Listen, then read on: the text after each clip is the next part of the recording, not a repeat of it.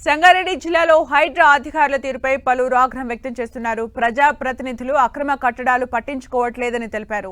సంబునికుంటలో MLA అనుచరుడితో పాటు Ameenpur municipal chairman బహుళ అంతస్తుల భవనాలు అక్రమంగా నిర్మించారని ఆరోపిస్తున్నారు. అయినప్పటికీ హైడ్రా అధికారులు పట్టించుకోవట్లేదని తెలిపారు.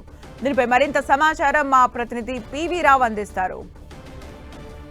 సంగారెడ్డి జిల్లాలో పటాన్చెరు నియోజకవర్గంలో హైడ్రా దూకుడు పెంచిందని చెప్పుకోవచ్చు. గత 20-30 రోజులుగా మొత్తం ఏదైతే ఆక్రమణలో చెరువులు కుంటలు ఆక్రమించుకుని నిర్మాణాలు కావచ్చు, ప్రభుత్వ స్థలాల్లో జరిగిన నిర్మాణాలు కావచ్చు, అన్నింటినీ కూల్చివేస్తూ హైడ్రా దూకుడుగా ముందుకెళ్తుంది. మనం ఇప్పుడు చూస్తున్నటువంటి ఏదైతే ఉందో ఇది శంభునికుంట. గతంలో కూడా దీని మీద మనం ఒక వార్తా కథనాన్ని అందించాము.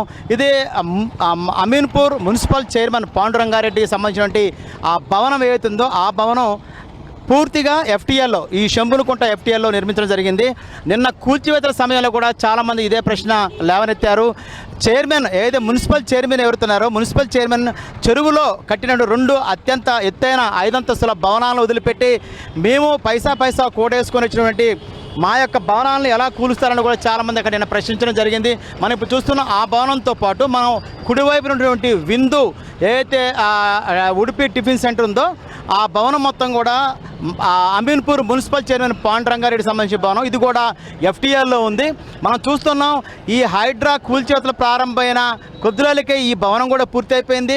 ఒకవైపు కూల్చివేతలు జరుగుతున్నాయి, చెరువు ఆక్రమిత ప్రాంతాలన్నీ కూడా కూల్చివేతలు జరుగుతున్న సందర్భంలో కూడా పాండురంగారెడ్డి సంబంధించిన భవనం ఏదైతుందో ఆ భవనంలో యథేచ్ఛగా హోటల్ ఏది ఉడిపి హోటల్ కూడా ప్రారంభించి గత 15 రోజులు కూడా హోటల్ కూడా నడుపుతున్న పరిస్థితుంది.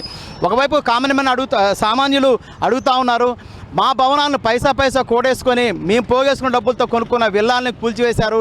కానీ మున్సిపల్ చైర్మన్ యొక్క పూర్తిగా చెరువును ఆక్రమించుకొని చేసిన నిర్మాణం ఎందుకు కూల్చలేదని కూడా సామాన్యులు అడిగే ప్రశ్న అయితే ఉంది.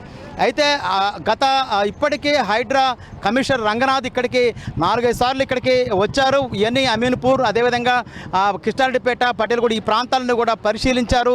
తర్వాత ఆయన వెళ్ళిన తర్వాత హైడ్రా బృందాలు వచ్చి ఇక్కడ సర్వే నిర్వహించాయి. ఎక్కడెక్కడ ఆక్రమణకు గురైనాయి, చెరువులు కుంటలు ఎక్కడెక్కడ ఆక్రమణకు గురైనాయి, ప్రభుత్వ స్థలాలు ఎక్కడ ఆక్రమణకు గురైనాయి, ఎత్తైన భవనాలు ఎక్కడెక్కడ నిర్మించారు, చెరువుల్ని కుంటలను ఆక్రమించుకుని ప్రభుత్వ స్థలాలను ఆక్రమించుకుని నిర్ధారించిన తర్వాతనే కూల్చివేతలు ప్రారంభించారు. అయితే నిన్న కూల్చివేతల సందర్భంగా పటేల్గూడ కృష్ణారెడ్డిపేటలో కూల్చివేతల సందర్భంగా చాలామంది నుంచి వినపడిన మాట ఏంటంటే ఈ మున్సిపల్ చైర్మన్ నిర్మించినటువంటి చెరువులు నిర్మించినటువంటి శంభునికుంటలో నిర్మించినటువంటి నిర్మాణాల జోలికి ఎందుకు పోవటం లేదు అనేది కూడా ఒక ప్రశ్న వచ్చింది.